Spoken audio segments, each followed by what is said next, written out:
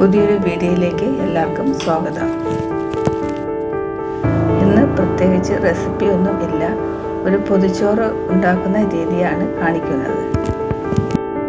Sub ചെയ്യാത്ത കൂട്ടുകാരുണ്ടെങ്കിൽ sub ചെയ്ത് സപ്പോർട്ട് ചെയ്യണേ.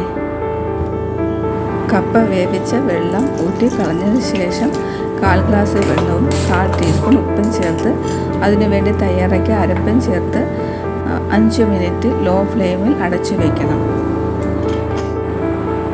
അതിനുശേഷം നല്ലതുപോലെ ഉടച്ചെടുക്കാം. 5 മിനിറ്റ് മാത്രമുള്ള ചെറിയ ഒരു വീഡിയോ ആണ്. മുഴുവനായി കണ്ട് സപ്പോർട്ട് ചെയ്യണേ. ഇത്രയും മതിയാകും. ഇനി ഫ്ലെയിം ഓഫ് ചെയ്ത് മാറ്റി വയ്ക്കാം.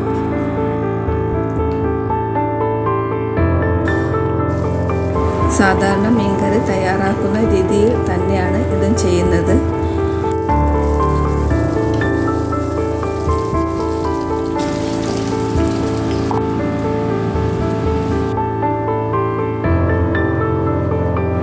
ചൂടായ എണ്ണയിലേക്ക് കറിവേപ്പില ചേർത്ത് മീൻ കഷ്ണങ്ങൾ പൊരിച്ചെടുക്കാം.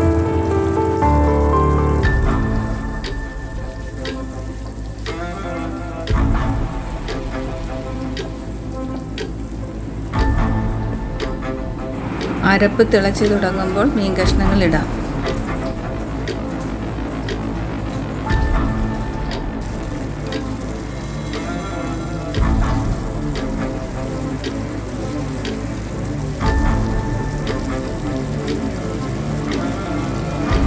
തോരന് വേണ്ടി ബീട്രൂട്ടാണ് എടുത്തിരിക്കുന്നത്.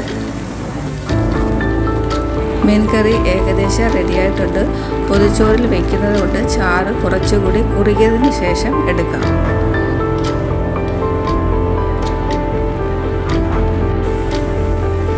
ടൊമാറ്റോ കൊണ്ടുള്ള തേങ്ങ അരച്ച് ചേർക്കാത്ത മോരുകറിയാണ് ഉണ്ടാക്കുന്നത്.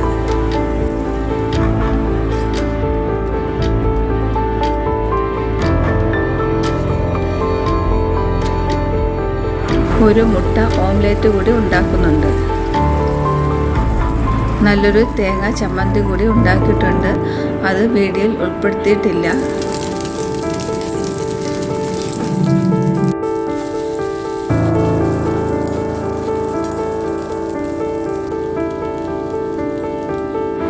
വീഡിയോ ഇഷ്ടമായാൽ കമൻറ്റ് ചെയ്യാൻ മറക്കല്ലേ.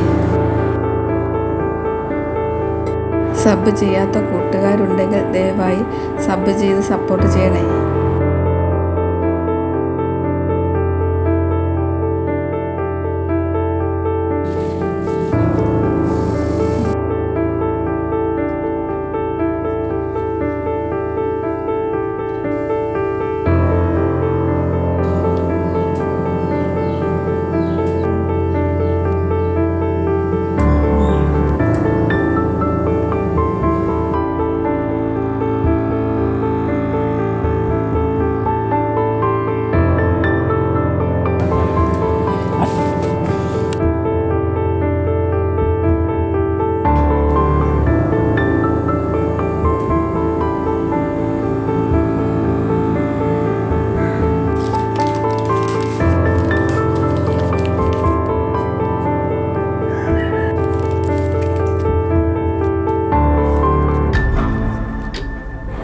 എൻ്റെ രണ്ടാമത്തെ